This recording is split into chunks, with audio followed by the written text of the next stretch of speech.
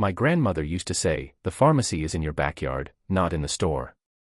I thought she was old-fashioned until the day I had a nasty burn, no medical supplies, and nothing but the plants growing wild behind my house.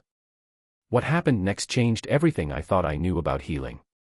Today I'm sharing 10 plants our ancestors relied on that modern medicine wants us to forget. And I'm warning you right now, plant number 7 grows everywhere. Hello, friends, and welcome back to Homestead Roots, where we reconnect with the wisdom our ancestors knew by heart and bring it back into our modern lives. If you're new to this channel, I'm so glad you found us.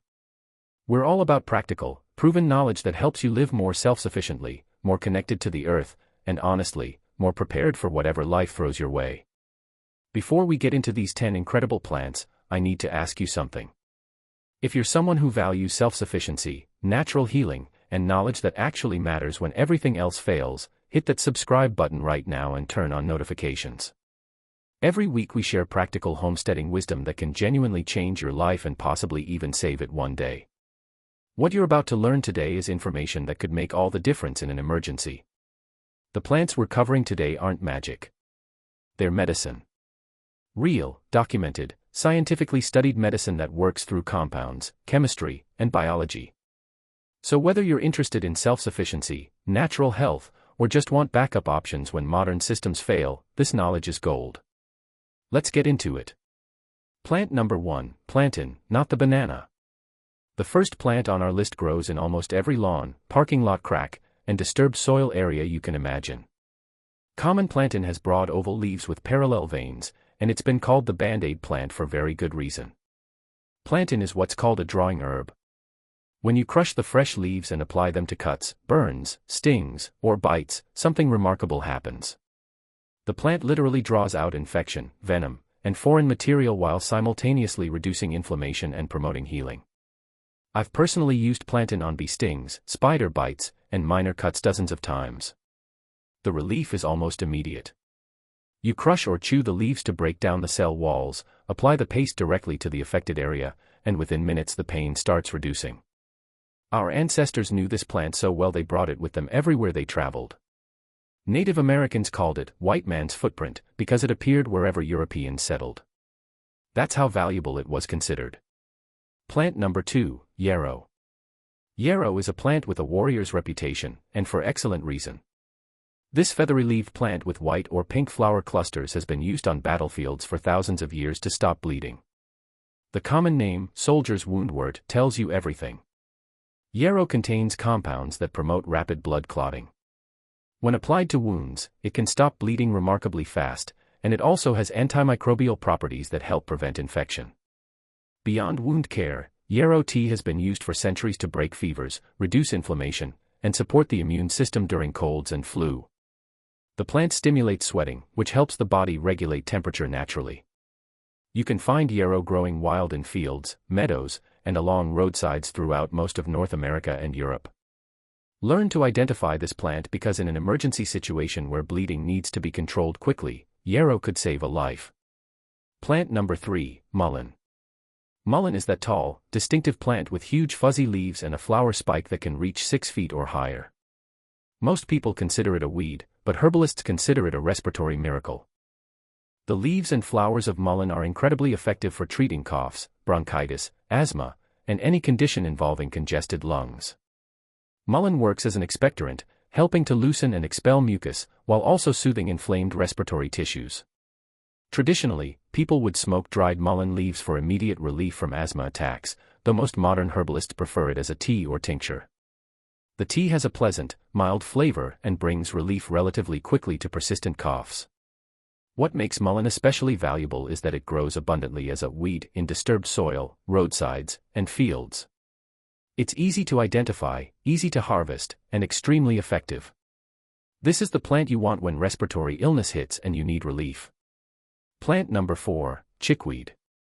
Chickweed looks delicate and insignificant, but this small plant with tiny white star-shaped flowers packs serious healing power, especially for skin conditions and inflammation. Fresh chickweed applied topically works wonders on eczema, psoriasis, rashes, burns, and any kind of skin irritation. It's cooling, soothing, and reduces inflammation almost on contact. You can make a simple poultice by crushing the fresh plant, or infuse it into oil for a healing salve. Internally, chickweed is rich in vitamins and minerals and has been used traditionally to support weight loss and reduce water retention. It's edible and actually quite nutritious in salads when harvested young. Chickweed thrives in cool weather and moist soil, often appearing in gardens as a low-growing mat. Instead of pulling it out and throwing it away, harvest it and put it to use. Plant number 5, dandelion. Everyone knows dandelion, but most people only know it as the persistent lawn weed they're trying to eliminate. What they don't know is that dandelion is one of the most medicinally valuable plants on the planet, and every single part is useful. The roots are a powerful liver tonic and digestive aid. Dandelion root tea or tincture supports liver function, helps with detoxification, and can relieve constipation gently and effectively. The roots can also be roasted and used as a coffee substitute. The leaves are intensely nutritious, packed with vitamins A, C, and K, plus minerals like iron and calcium. They're also a potent diuretic, which is why dandelion has been used traditionally to reduce water retention and support kidney function. The flowers can be made into wine, jelly, or infused into oil for sore muscles and joints. Absolutely nothing about this plant is waste. It's all medicine. Plant number 6, red clover ***. Red clover is that pretty pink to purple flower you see in fields and along roadsides. Beyond being nitrogen-fixing and great for soil, it's also a remarkable medicinal plant, particularly for women's health and respiratory issues. Red clover contains compounds called isoflavones that have gentle hormone balancing effects. It's been used traditionally to ease symptoms of menopause, support reproductive health, and even as part of protocols for hormone-sensitive conditions. The flowers also work as an expectorant for coughs and bronchial congestion, similar to mullein but with a sweeter, more pleasant flavor. Red clover tea is something children will actually drink without complaint. Additionally, red clover has been studied for its potential to support cardiovascular health and bone density. This common weed that farmers actually plant intentionally is free medicine growing in abundance. Plant number 7, stinging nettle. Here it is, plant number 7, the one I promised would blow your mind. Stinging nettle might seem like an enemy when you brush against it and feel that intense sting, but this plant is an absolute powerhouse of nutrition and healing. Nettle is one of the most nutrient-dense plants on Earth. It contains high levels of iron, calcium, magnesium, vitamins A and C, and protein. Historically, nettle has been used to treat anemia, arthritis, allergies, and urinary issues.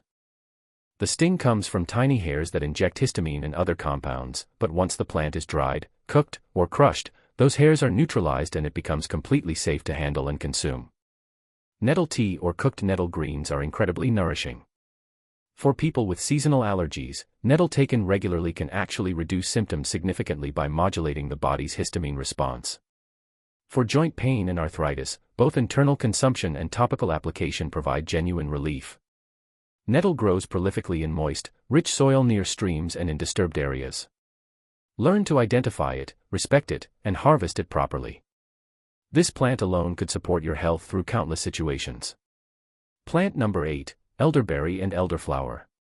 The elder tree or shrub produces two different medicines at different times, the flowers in spring and the berries in fall. Both are incredibly valuable, particularly for immune support. Elderflowers are traditionally used to break fevers, reduce inflammation, and ease cold and flu symptoms. Elderflower tea causes sweating, which helps the body regulate temperature naturally and move through illness faster. Elderberries are famous now for immune support, and science backs this up completely. Elderberry extract has been shown in studies to reduce the duration and severity of colds and flu. The berries contain compounds that actually prevent viruses from entering cells. One critical note: elderberries must be cooked before consuming. Raw elderberries contain compounds that can cause nausea. Always cook them into syrup, jam, or tea. Elder grows wild throughout North America and Europe, often near water. Learning to identify and harvest elder gives you powerful medicine for respiratory illness and immune challenges. Plant number 9, self-heal, also called heal-all. Self-heal has one of the most telling common names in the plant world. This low-growing plant with purple flower spikes was so valued historically that it earned the name heal-all for its broad usefulness. Self-heal is antibacterial, antiviral, and anti-inflammatory. It's been used both internally as tea and externally as a poultice for wounds, sores, and infections. Modern research has confirmed its effectiveness against various bacteria and viruses. Traditionally, self-heal was the go-to plant for sore throats, mouth sores, and digestive inflammation. A strong tea used as a gargle brings relief to throat pain remarkably quickly. This little plant grows in lawns, fields, and woodland edges. Most people mow right over it without knowing they're destroying medicine. Plant number 10, wild violet. We end with one of the prettiest medicinal plants you'll find.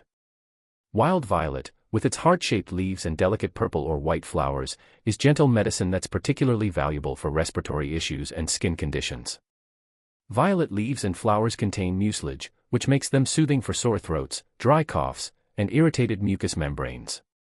Violet tea or syrup coats and soothes inflamed tissues.